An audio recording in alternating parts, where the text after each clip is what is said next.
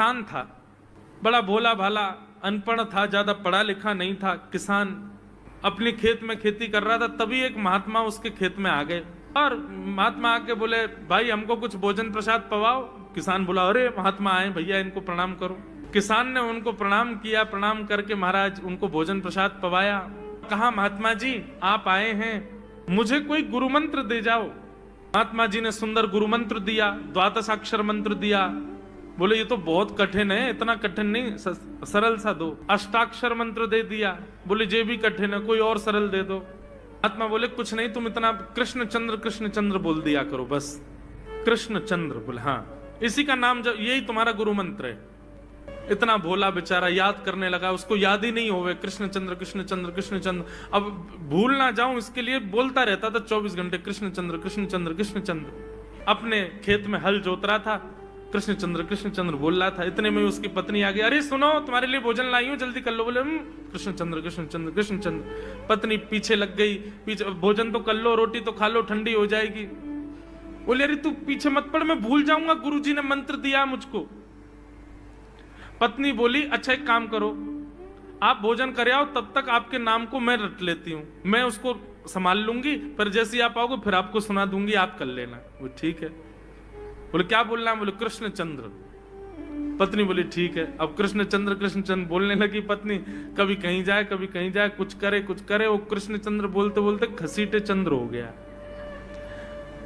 लौट करके अपने पति के पास, पति बोल, हाँ वो मैं भोजन कर लिया, जल्दी गुरु मंत्र सुना दे मुझको, क्या था मैं तो भूल गया। बोले घसीटे चंद्र। वो उसी से ही हल जोतने लगा, घसीटे चंद्र घसीटे चंद्र घसीटे चंद्र। आकाश में वैकुंठ में बैठे हुए वैकुंठनाथ भगवान प्रसन्न हो गए और प्रसन्न होकर के बोले, लक्ष्मी जी हम जा रहे हैं। बोले कहां? बोले एक किसान का उद्धार करने जा रहे हैं, उसको वैकुंठ लेके आएंगे। लक्ष्मी जी बोली, आपका अशुद्ध नाम बोल रहा है वो, आपका अशुद्ध नाम उच्चारित कर रहा है वो, और आप कह रहे हो कि इसका कल्याण करूंगा मैं। ठाकुर जी बोले, देखो नाम भाव कुभाव अनख आलसहु, नाम जपत मंगल दिश। नाम कैसे भी जपे कोई दोष नहीं है, बस भाव मेरे प्रति होना चाहिए। वो नाम भले ही गलत जप रहा है, लेकिन उसके हृदय में तो मैं ही हूं ना। और एक बात बताऊं लक्ष्मी जी आपको। बोले क्या? बोले ये घसीटे चंद्र अशुद्ध नहीं है, मेरा नाम है ये भी। बोले क्यों? बोले जब हम छोटे थे तो बाल लीला कर रहे थे ब्रज में, यशोदा मैया खूब नहलाती धुलाती और बढ़िया सुंदर श्रृंगार करती, लेकिन हम पूरे नंद भवन में घुटमुन चल चल के कभी नीचे लुढ़क करके कभी ऊपर गिर के सब माला तोड़ लेते, अस्त व्यस्त वस्त्र कर लेते, घुंघराले केशों की ऐसे भुज्जा बना लेते, ऐसा रूप बना लेते। यशोदा मैया बोली, आओ मेरे खसीटे चंद्र, सुबह कृष्ण चंद्र बना के भेजती हूँ, खसीटा चंद्र बन के आता है शाम को। तो बोले तब यशोदा मैया ने हमारा नाम रखो खसीटे चंद्र, तो इसलिए शुद्ध नाम है। तो ठाकुर जी के बहुत सारे नाम हो गए, कनुआ, गोपाल, गोविंद, माधव, कन्हैया। यशोदा जी का प्रिय नाम है कन्हैया। मैया लाल जी को इसी नाम से पुकारती है। ठाकुर जी अब धीरे धीरे 3.5 वर्ष के हो गए, और जैसे ही 3.5 वर्ष के भय महाराज, मानो जैसे उनके शरीर में स्प्रिंग एक्टिवेट हो गई हो। इतना ऊधम मचाते हैं, इतना ऊधम मचाते हैं, पूरी गोकुल की नाक में दम कर रखा ठाकुर जी ने। यशोदा मैया ने लाल जी को नूपुर पहना रखे। सवेरे जैसे ही ठाकुर जी उठते हैं, नूपुरों की आवाज आती है तो यशोदा मैया तुरंत रसोई घर से दौड़ के जाती है लाला के पास।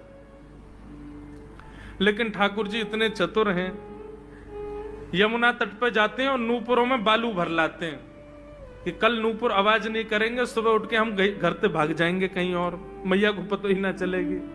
ऐसा उधम मचा में अब ठाकुर जी वो लीला कर रहे हैं जिस लीला पर देवताओं को भी विश्वास नहीं हो रहा है। ऐसी लीला ठाकुर जी कर रहे हैं कि किसी को भरोसा ही नहीं हो रहा कि जगत नियंता जगदाधार ये कर सकता है। बोले ठाकुर जी क्या करते हैं? बोले ये मत पूछो क्या करते हैं, यूं कह रहे हैं क्या नहीं करते। जो माता पिता अपने बालकों को बहुत ऊधमी समझते हैं,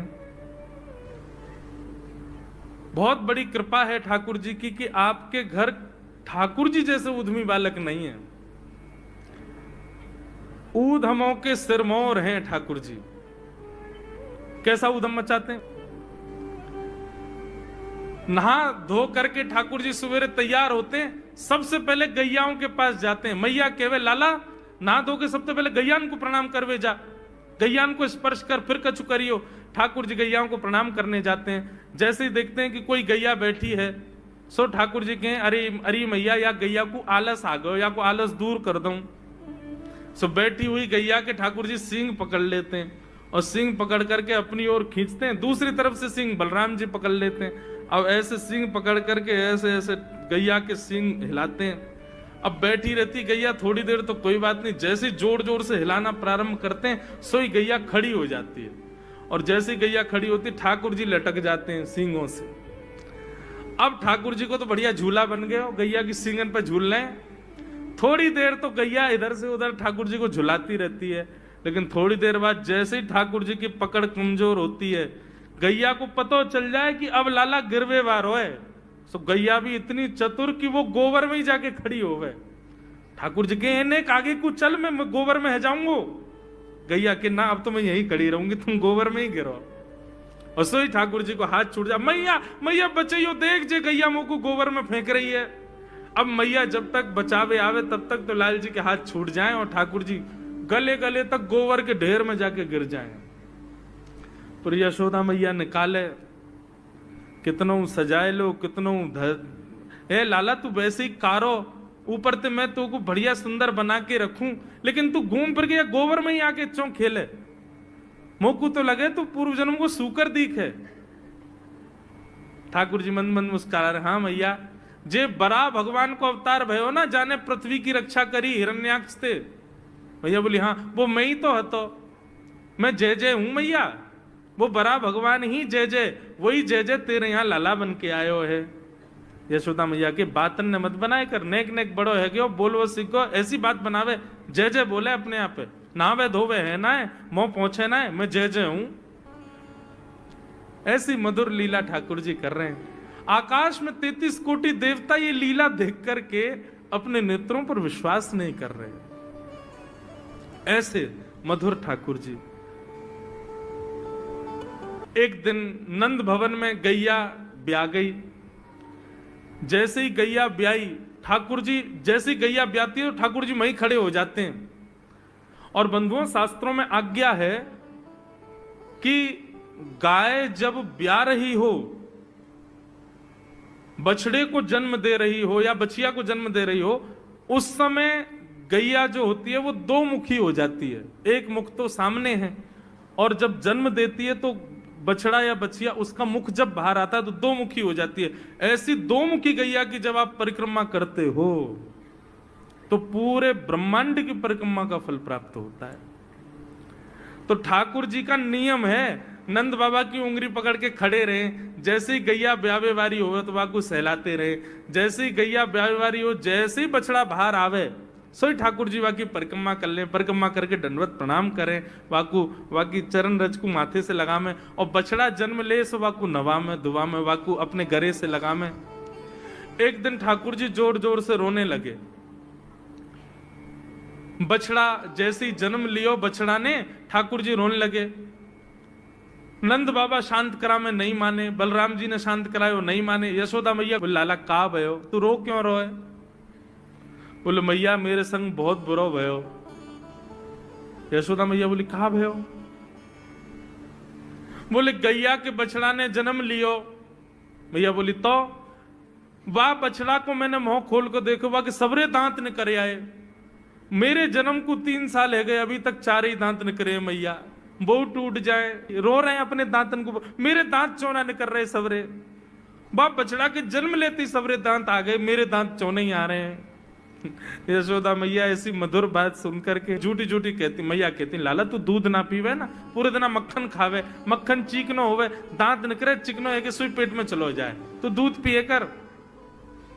चोटी पकड़ के रोते मैया मेरी चोटी चौना भर रही। बाप बलराम की चोटी देखो कैसी नागिन जैसी चोटी है वाकी, और मेरी चोटी कैसी है मैया, नेक सी पतरी सी। मैया बोल लाला तू दूध ना पीवे, दूध ते चोटी बढ़े। बलराम में देखिए ऐसा जग भर के दूध पीवे। सो ठाकुर जी दूध को पात्र हाथ में ले में, अपनी चोटी खोल ले में, और फिर चोटी पकड़ करके दूध पी में, और दूध पीते पीते नापते रहे कितनी बड़ी भई कि ना भई अभी। ऐसी मधुर लीला ठाकुर जी करते हैं।